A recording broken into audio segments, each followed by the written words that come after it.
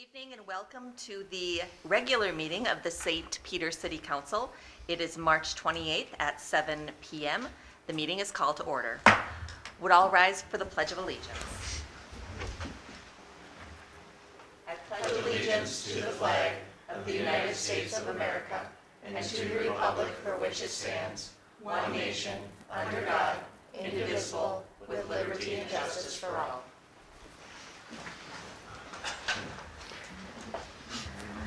Next up, we have the approval of the agenda. Has everybody reviewed the agenda? Are there any suggestions for revision? Seeing none, is there a motion to approve? So moved. Second. All those in favor signify by saying aye. Aye. All opposed, same sign. The agenda is approved.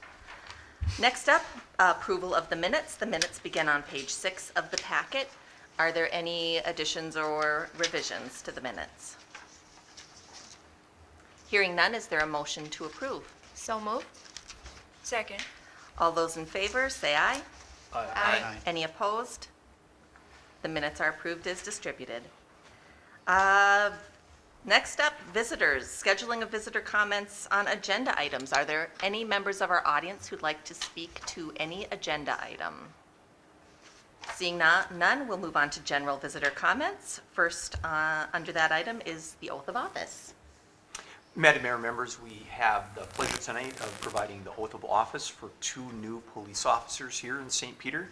And so you'll see those starting on page 9 within your council packet. When we're done with the oaths, then if it's up to the mayor, we'll have a short recess. So take pictures of family and those type of things like we've done in the past. So I don't know if there are any questions. No questions? All right, we'll move forward. If I could, we'll have Officer Sandlin be first one up. Stay for pictures, yeah.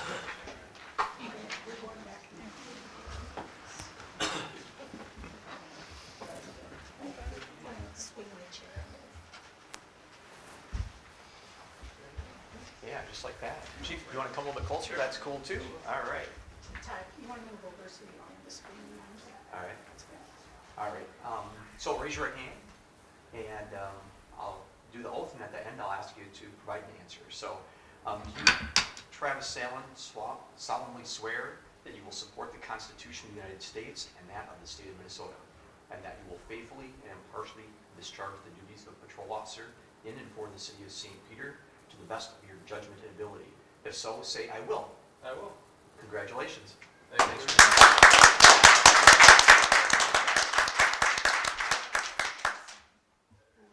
Now we have the official signing of the paperwork. City council meetings have paperwork. Yeah, I'll keep it tomorrow. All right. Thank you very much, Jess. No, that's me. Oh, that's right. That is you. No, that's okay. No. All right. Officer Reinbold, you're up next.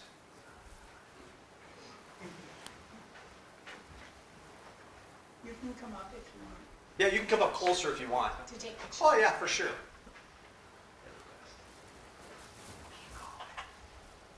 Yeah, you can be right up next to Barbara wherever you want. No problem. Yeah, that all. No problem. Maybe you have to say something. Don't trip on the cord. All right, Officer Reinbold, we'll have you raise your right hand.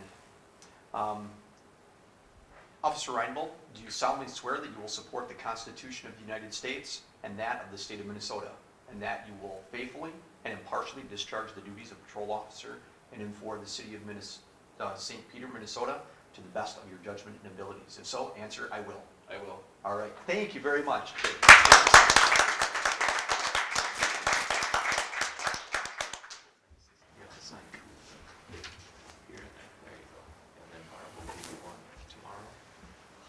Would you like a picture?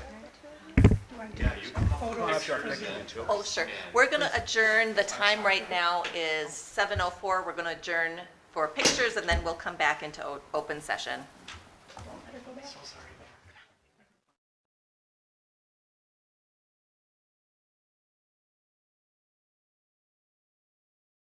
It is 7:09, and we are returning to open session. Next up, general visitor comments. Any members of the audience wishing to address the council on any items not on the agenda? Seeing none, approval of the consent agenda. The consent agenda begins on page 11 and concludes with a resolution that starts on page 31. The consent agenda includes the following budgeted purchases in excess of $10,000. Payment to MP Asphalt Maintenance for mastic asphalt and sealing citywide, to MP Asphalt Maintenance for asphalt pavement crack sealing, R&E Enterprises of Mankato for bituminous milling, patching, full block replacement. The following employee appointments at the position and wage listed in the packet: Eric Borseth, Brandon Geldner, William Schroers, Garrett Domras, Parker Domras, Keith Vance, Jim Seward, Tom Tepley, James Vickery, Dale Thorson, and Scott Lee. The following individuals are appointed as election judges for the May 4th, 2020 special primary election: Paul Bulger, Brian Conlon, Gail Derner, Craig Drager, Deborah Fickner, Angie Glassel, Marianne Hardy, Daniel Hotenschlager, Susan Hotenschlager, Ray Jacobson, Colleen Jacks, Amy Cam, Bill Kaut, Barb Clay, Barb Luker, Virginia Miller, Margie Nelson, Ed Rundell, Mike Torkelson, Paula Van Zee, Dave Whitty, Linda Whitty, Warren Michaels, Barbara A. Luker, Angela Obermiller, April Van Genderen, and Jackie Kopet. In addition, the city administrator may authorize to make additional appointments if necessary. And finally, the schedule of disbursements for March 10th through March 23rd, 2020. Are there any questions about items on the consent agenda? Emily? Just one correction. In what you just read in number 3, Barb Luker is listed twice as an election judge. Is that correct? That is correct. Separate. Two separate. Oh, there's two. Yeah, that's why one is There Barb are and one two. is Barbara A. Hey, Wow. Okay. Well, I stand corrected. you learn something new every day. Don't worry, I just found out like 2 months ago. Oh, well, there you go. Awesome. Just for clarification, they told us that our new Oh, elected I officials. might have been told that like It's a long time 2 ago for years some of ago. Yeah. And I Any had other one other, questions? I had another, just Yes. a comment or general question. I notice a lot of appointments for employment, which is great to see. How close are we to being more filled in those positions? We're about halfway. Halfway there? Yeah, so about halfway on what we would term as seasonal positions. Right now, as far as the full-time positions, we're really feeling in good shape. Pete's team has done a great job. And you see that related to facilities maintenance lead. That was Joey and his team. And Joel helped with that. Infrastructure technician and apprentice lineman are out at Pete's spot. But we are continuing to advertise for seasonals, both in public works and in the recreation department. So you'll see a bunch more of those kind of flow through as in the next few weeks for sure. Thanks. any other questions? Seeing none, is there a motion to approve the consent agenda? So move.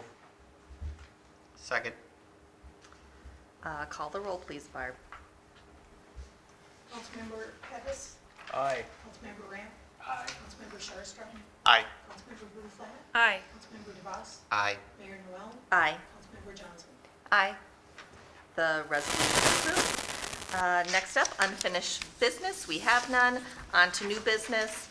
Page 33, adoption of a resolution related to a request for mortgage subordination, 424 South 4th Street. Mayor and members, this is a house that was part of your rehabilitation program, as you remember, through community development at the state of Minnesota through DEED, and we have a rehabilitation program that MVAC administers for you. So this is one where the owners of the house, the house family, is refinancing, and so it's appropriate for us to take a second position as we would have as a part of that program on their original mortgage.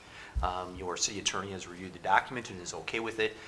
Just to give you a reminder, this looks like a loan, but it acts like a grant program if they reside in the home for a certain period of time. And so, again, this is a house that was part of the MVAC rehabilitation program, and this family has requested a subordination request due to a refinancing of their first mortgage. Again, the city attorney has reviewed this, and the resolution providing approval is on page 38. Any questions for Todd? Seeing none, the resolution before us for approving subordination of city mortgage securing the loan made to Matthew and Ashley House from the Small Cities Development Program Owner-Occupied Housing Rehabilitation Funds is on page 38. Is there a motion to approve? So moved. Second? Call the roll, please, Barb. Councilmember Ram, Aye. Councilmember Sherrison, Aye. Councilmember Bluefett, Aye. Councilmember DeVos, Aye. Mayor Noel, Aye. Councilmember Johnson, Aye. Councilmember Pettis. Aye. The resolution is approved.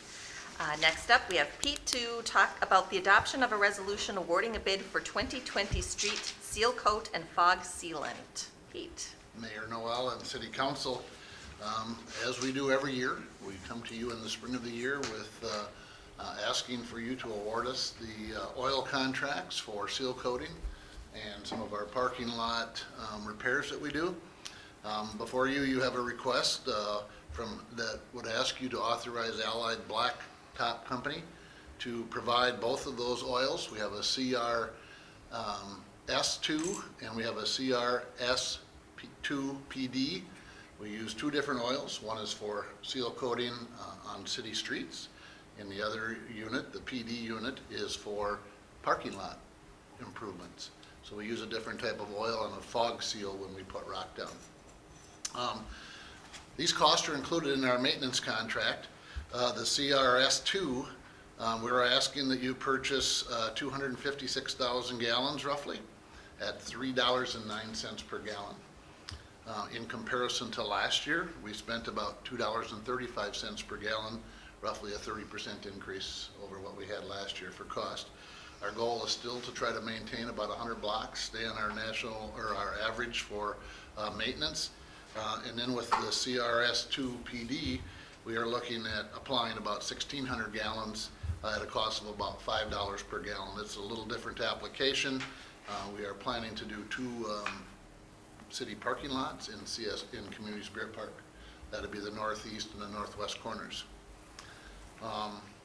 Didn't have a repair for or a cost for that last year, and so we don't have anything to compare with, but you can roughly guess it's about 30% higher than what it was last year.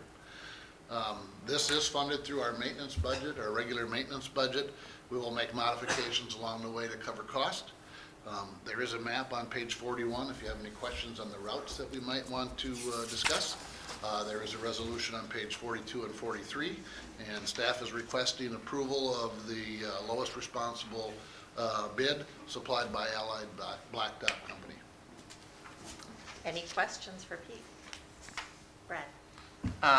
So how does this compare to last year's budget? Is it 30%? Did you base last year's budget? Yep, last year we spent about $141,000 on Or sorry, I meant the budget coming into this year. So like when you, but did you actually just budget this year the same as last year? Yes, same Okay. number of blocks. Okay, but I mean dollar amount. Or were you anticipating? Same number of blocks is what we try to estimate. Okay. We did estimate a little bit higher, but we were a little short on where we estimated. But we'll have flexibility within the allotted money for street maintenance to make Okay. those changes. So just as a reminder, generally what happens, Mayor and members, is that you set, or previous council set a budget for street maintenance of this type, and overall, which includes some curb and gutter work, and lots of different things fall under this budget, but roughly 653,000, give it or take a little bit, is what you budget. This is one component of that. Right? And you are crack sealing these streets before, most of them? Yes. Thank you. Or masticing. Any other questions? Seeing none, the resolution before us is on page 42, awarding bid for 2020 street seal coating and fog sealing project. Is there a motion to approve? So moved. Second. Call the roll, please, Barb. Councilmember Sherrison, Aye. Councilmember Bluefett, Aye. Councilmember DeVos, Aye. Mayor Noel, Aye. Councilmember Johnson, Aye. Councilmember Pettis, Aye. Councilmember Ram. Aye. The resolution is approved. Next up, adoption of a resolution approving purchase of a replacement street sweeper funded by the 2020 equipment equipment certificate.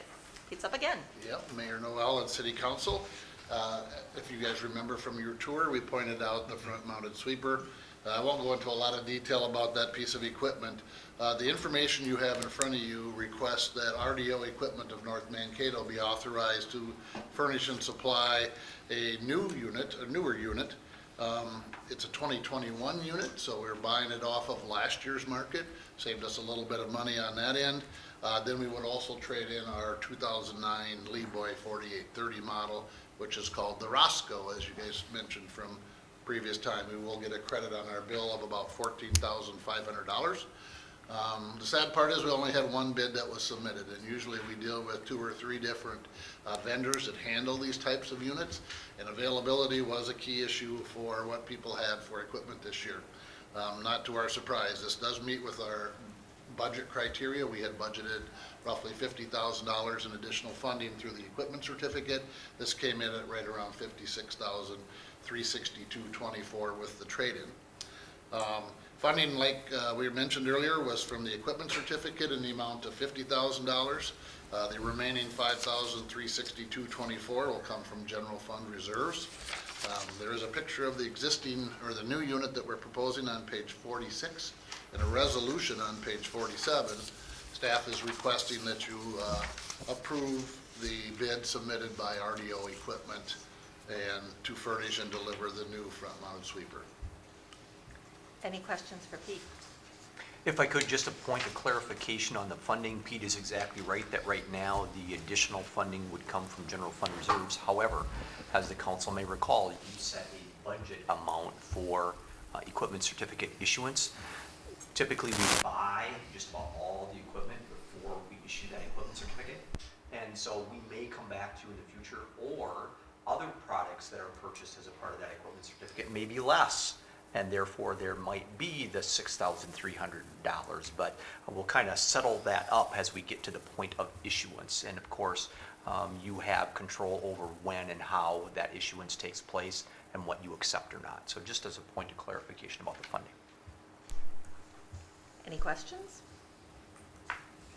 Seeing none, the resolution before us appears on page 47 of the packet. It is a resolution approving a 2022 equipment certificate purchase replacement street sweeper, a 2021 Superior Broom SM74J front mount sweeper. Is there a motion to approve? So moved. Second? Call the roll, please, Barb. Councilmember Bruflat. Aye. Councilmember DeVos. Aye. Mayor Noel. Aye. Councilmember Johnson. Aye. Councilmember Pettis. Aye. Councilmember Ram. Aye. Councilmember Sherstrom. Aye. The resolution is approved. Our last item of new business is the adoption of a resolution retaining Bolton Menk, Inc. to provide engineering for Clark Street Extension Project. And you're on deck again. Mayor Noel and City Council, again, Clark Street Extension. This would be the area, if you look on page 50, you will see a nice little map of the area that we're proposing to add utility work, which includes water main, sanitary sewer, and stormwater drainage to. It's roughly 600 feet to the west of the previous work that we did last fall. Staff has been in contact with the developer of the property, and they are currently negotiating with city staff to complete a development agreement, which will come back to you guys here not too far down the road here. Did have a good conversation with the developer. They had informed me on Friday that they were full at the other apartment complex, that they have commitments for all of their units right now. They're pleasantly pleased with what's going on, and they would like to proceed with the other section of what they had developable for next year, which is this year. So what we're looking for here is that you authorize Bolton and Mink to complete the plans and specifications, and that we put this out for bids, and so we can get a contractor in here to do some work here this summer. And hopefully materials will become available, because right now I know that there's quite a bit of strife in the world related to water main and sewer main that's available for development. And so a lot of contractors are having issues getting deliveries of materials as well. This project would be funded by property owners adjacent to this project. The city will be carrying the load on some of this because The other property is not in the city limits yet and not developable, so what we'll do in the future is have a cost when that property does come in to be constructed or developed. The other portions will be covered through the development agreement, as I mentioned earlier. The resolution is on page 51, and the staff is asking that you authorize Bolton and Mink to proceed with the engineering to complete the street and utility improvements. Daryl? The plat hasn't been filed yet though, has it? It has not, as far as I know yet. So, Preliminary was done originally with this, as they looked to develop it in 2 parcels. We're in great shape. This conforms with the preliminary plat, at least to the best of my knowledge, Daryl, so I think we're in good shape. the We just have to, plat will have to be filed before we can actually build the project, correct? correct. Correct. Yep. Other questions? Brad? Does the street work, because I've been getting a lot of questions on sidewalks lately, will the street work include sidewalks or? Yes. Okay. Yep, there'll be sidewalk that extends on the north side of Clark Street, all the way up at least to Cullen Street, and then we'll look for plans at that point. Okay, So thank the you. apartment building side of the street will have the sidewalk. Right. Yep, that's what I was wondering. Yeah. Yep, thank you. Other questions? Seeing none, the resolution before us is on page 51. It is a resolution retaining Bolton and Mink to provide engineering services for the Clark Street Extension Improvement, the west side of North Traverse Green subdivision to approximately 600 feet west. Is there a motion to approve? So moved. Second. Call the roll, please, Barb. Councilmember DeVos, Aye. Mayor Noel, Aye. Councilmember Johnson, Aye. Councilmember Pettis, Aye. Councilmember Ram, Aye. Councilmember Sherstrom, Aye. Councilmember Blumenfeld. Aye. The resolution is approved. Thank you. Thank you. Moving on to reports, as printed in the packet, I bring before you a proclamation regarding Vietnam Veterans Day. Whereas in the United States of America began military operations in the country of Vietnam on January 12, 1962, and whereas American involvement in the Vietnam War continued until the last American troops were evacuated from Vietnam on March 29, 1973, and whereas more than 58,000 American military men and women gave their lives in service to our nation during the Vietnam War, and whereas veterans of the Vietnam War deserve to be shown the respect and dignity of a grateful nation, and whereas Minnesota honors the sacrifice these veterans and respects their dedication to the highest traditions of our armed forces, and whereas our nation stands stronger for the service of these veterans and Minnesota stands ready to honor their proud legacy with our deepest gratitude, therefore, I, Shannon A. Noel, Mayor of the City of St. Peter, Minnesota, do hereby proclaim March 29, 2020 as Vietnam Veterans Day in the city, and hereby do encourage City Peter residents to honor the sacrifices made by all veterans of the Vietnam War, and by attending the Vietnam Veterans Day ceremonies in witness whereof. That is my only item. I'll only add that I'm the proud daughter of a Vietnam vet, and so this is, I'm very proud to proclaim this day in the city of St. Peter. Next, on to you.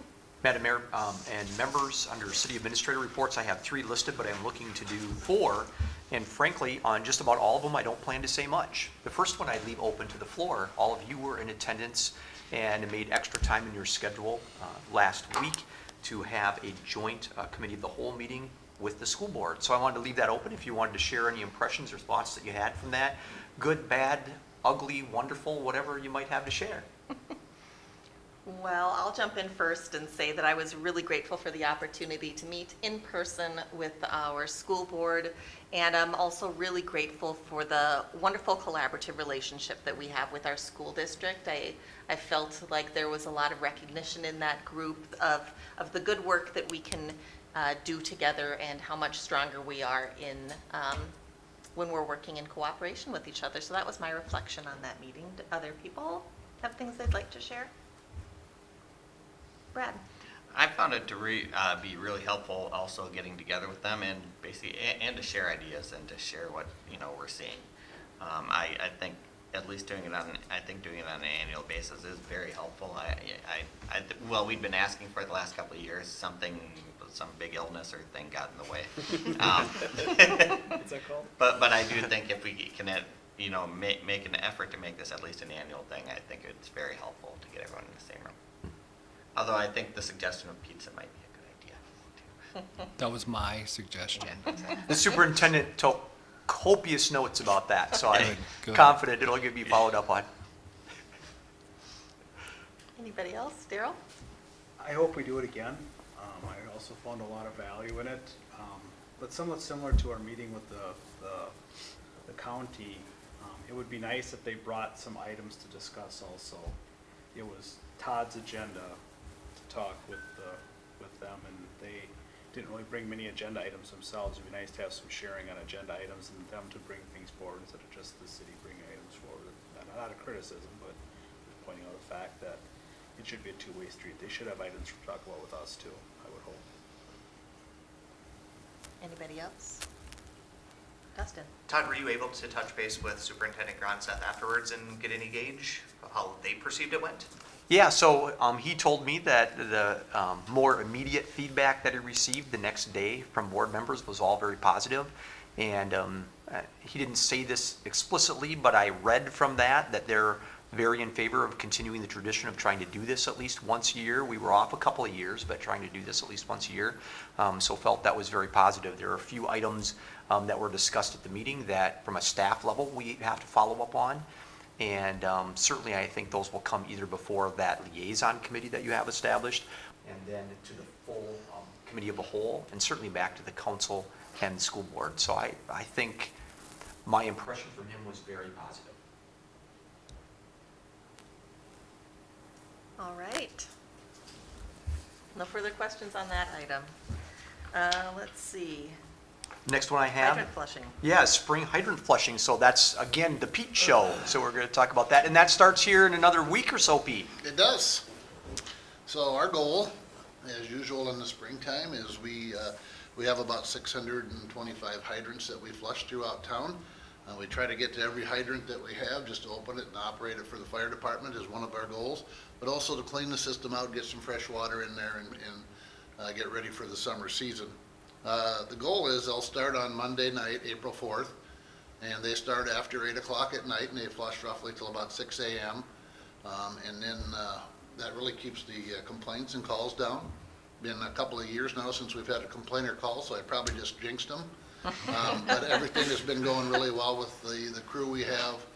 You have 4 of our finest operators out there working at night, and what they do is they leapfrog as they go through the system, within our system, and they get quite a bit of work done. About 150 hydrants a night if everything goes well, but usually we find something that goes wrong or something happens, and then we have to slow down a little bit and then place ourselves a little differently. So Pete, 620 some hydrants. Yep. My goodness, that's a lot. And why do you do this at night again? We do it at night to keep the calls down. We also work at the Gustavus and at the state hospital, and so that's the best time where nobody's around as well. Plus their usage is way down, so it can minimize the impact on our customer. Cool. So we just want people to be aware that that's going on, and if they have any questions in advance, to give Public Works a call, and we'll try and answer as best we can. Oh. Is this kind of like the groundhog, one of the hydrants gets flushed, we're done with cold weather for the year? It is. Okay. They flushed a guarantee. in snow before. Snowed in May here. Yeah. Anything can May happen. 1st? Labor weekend, Memorial Day weekend. So in keeping with our tradition of the Pete show tonight, the next report that I have is really a report from Pete about park opening schedule. We're going to get a couple more cold days and then some warm days, and then unfortunately, contrary to what the groundhog suggestion was earlier, probably a couple more cold days. So what do we normally do, Pete, and how do parks kind of open? How does that work? Yeah, we try to get everything prepared, and our staff is working on that right now to open up the parks as we start to see usage there. So part of our partnership with the schools is the use of Veterans Park, Jefferson Park. We're working on those now to try to get things opened up early in April here. Our overall goal is to have them open by April 10th because the weather forecast looks like we'll be able to not have freezing at night that'll impact the plumbing. And so we hope April 10th is our date and everything can go forward. Pete, our typical policy is that we really can't guarantee that restrooms and things will be open until after March, or May 1st, right? Right. So we want people to be aware of that. Just because there might have saw a softball game there or something like that, doesn't mean the restrooms are totally usable overnight. Sometimes we close up, all those type of Right. things go on. But May 1st is our policy for opening of those restrooms. Right. Well, thanks for that. I have one more report. Yes. Again, I'm ceding to Pete. Pete texted me with some great news today. It is the Pete Show with some great news, Pete, so I won't let the cat out of the bag. Why don't you spill? What'd you find out Sure. today? We applied for a grant with the DNR to remove trees as part of our normal EAB process. As you guys know, we were planning to do a certain amount of tree removal this year.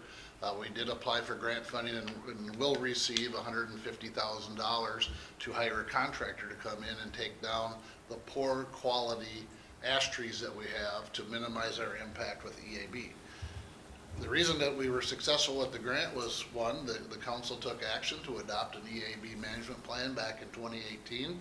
We have followed that to the T right up through 2021. That put us in a good position. Plus, we also had a AmeriCorps volunteer into our community here since last fall, and will be working with us through June. And Sarah is that person, and she put together a program that identified all of the trees that needed to come out on a first priority basis. And with that information, we were able to submit that, and the funding looked great, and we were one of the first ones in, and we will be getting that grant due to the work of Sarah, Joel Schmidt, and Angie, who put the grant funds together, or put the grant application together and went after the money to make this happen. So this will be a big load relief from our crew. As you guys know, we just hired a new forester, and so that would have been a daunting task for that individual. Now they can just grow a little bit this summer, but yet manage the contractor that comes in. So we're real happy about receiving the funding for that. So Pete, how much did you say? $150,000. And then before we got 123. Yeah. Wow. And We've then done we okay. had the AmeriCorps volunteers, so we're probably sitting pretty good with what has been handed out so far. Yeah, fantastic. Well, congratulations. Thanks, Pete, for you and your team for doing that. Important within our community for sure. Absolutely. Yeah. Madam Mayor, that's the last report that I'm going to make Pete do, and the last report that I have. But I do have a resolution on page 53 asking for a closed session for contract or labor negotiation. Any questions for Todd about that resolution? The resolution is for dispatchers, so law enforcement, labor services for 141, I believe it is. 241. Thank you, Barb. Seeing no questions, the resolution for calling for a closed session is on page 53. I'll take a motion to approve. So moved? Second. Call the roll, please, Barb. Mayor Noel, Aye. Councilmember Johnson, Aye. Councilmember Pettis, Aye. Councilmember Ramp, Aye. Councilmember Sharstrom, Aye. Councilmember Bruflat, Aye. Councilmember DeVos. Aye. Mayor and members, I expect the only reason for you to come back into regular session is to adjourn. I do not have any additional planned action, so again, only back into regular session to adjourn. All right. It is 7:37 on March 28th, and we will recess into closed session in the Nicollet room. So that's on the lower level. Usually we're in the Traverse to room. It's the smaller one right next to it. Yeah. So let me pick up, and I'll be down there in just a few minutes.